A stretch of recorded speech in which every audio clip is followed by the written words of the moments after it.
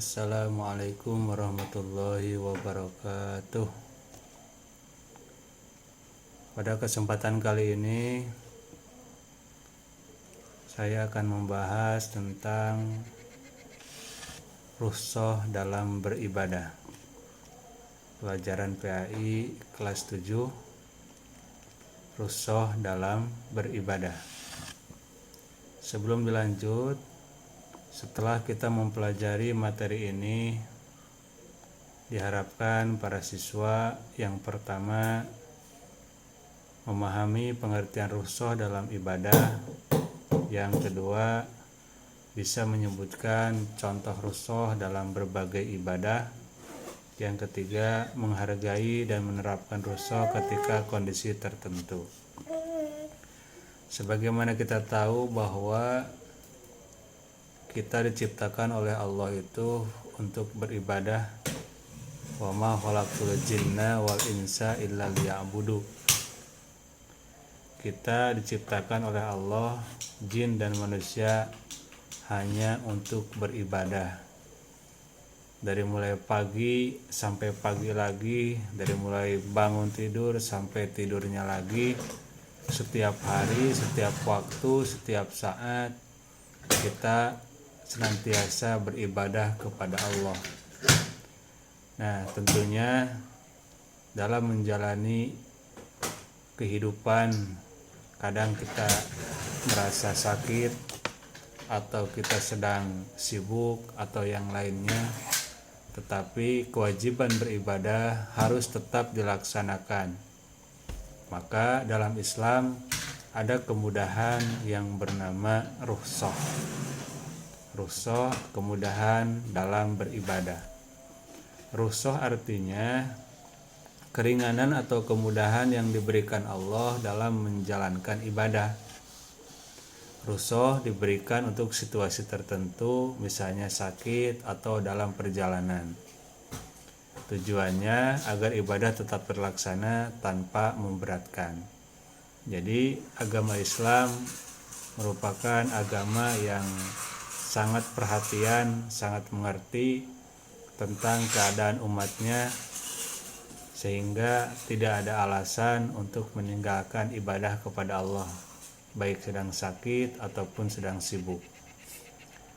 Kemudian contoh rukhsah dalam sholat.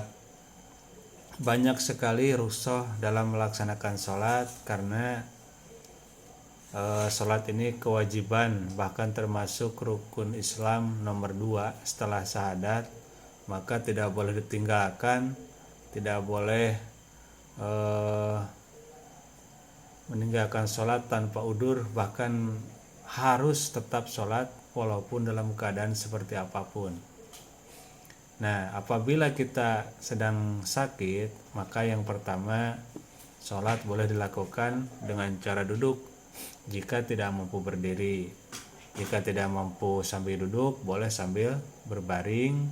Jika tidak sanggup sambil berbaring, maka boleh juga dengan mengedipkan kelopak mata atau menjalankan sholat dalam hatinya. Karena sholat sangatlah wajib dan tidak gugur kewajiban sholat kepada siapapun selagi dia masih ingat. Maka udzur sholat itu hanya ada 2. Yang pertama tidur, yang kedua lupa.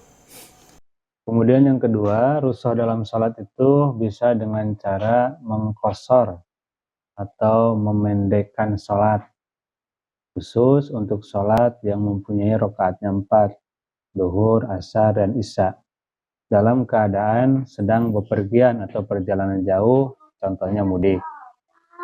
Jadi kita apabila sedang mudik ataupun sedang melaksanakan perjalanan jauh, maka kita diperbolehkan untuk mengqashar sholat zuhur yang semula 4 menjadi 2 rakaat. Itu merupakan keringanan atau kemudahan bagi orang-orang yang sedang melakukan bepergian. Kemudian bukan hanya qashar, orang yang sedang bepergian juga berhak atau boleh melaksanakan menjamak sholat atau menggabungkan sholat zuhur dan asar, maghrib dan isya, kecuali subuh. Jadi kita bisa menggabungkan zuhur dan asar di waktu mau di waktu duhur atau mau di waktu asar, tergantung situasi perjalanannya. Kalau misal kepepet ketika dalam mobil adzan duhur, maka kita niat jamak takhir duhur. Jadi nanti melaksanakan sholat duhur di waktu sholat asar. Ataupun ketika kita sedang istirahat di rest area, misalkan waktu duhur, langsung saja melaksanakan sholat asar pada waktu duhur. Nah itu rukhsah. Nah kemudian contoh rukhsah dalam taharoh juga ada dalam bersuci, wudhu, dan tayamum. Jika air sulit ditemukan ataupun tidak bisa menggunakan air dikarenakan ada penyakit yang tidak boleh terkena oleh air, maka boleh melaksanakan bersuci dengan tayamum, pengganti wudhu ataupun mandi besar juga bisa dengan tayamum. Rukunnya membasuh niat, membasuh muka, dan mengusap wajah dan telapak tangan. Kemudian rukhsah dalam berpuasa. Puasa selanjutnya ada kemudahan lagi. Yang pertama terkhusus bagi orang yang sakit atau dalam perjalanan boleh tidak melaksanakan puasa dan tidak memaksakan. Apabila tidak kuat pun tidak boleh berpuasa. Tapi puasa ini tetap nanti pada bulan Syawal atau bulan yang lain harus diqodho apabila tidak melaksanakan puasa. Baik orang sakit, orang yang di perjalanan, atau bahkan ibu hamil dan menyusui juga boleh tidak berpuasa, tetapi tetap nanti harus diqodho. Kemudian rukhsah dalam hikmah rukhsah. Hikmah atau manfaat rukhsah yang pertama menunjukkan kasih sayang Allah terhadap hambanya.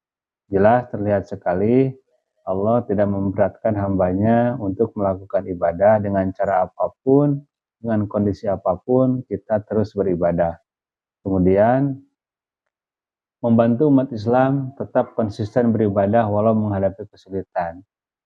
Dikarenakan ibadah kita wajib terus-menerus, maka tidak ada alasan lain, tidak ada alasan untuk meninggalkan kewajiban tersebut karena ada kemudahan.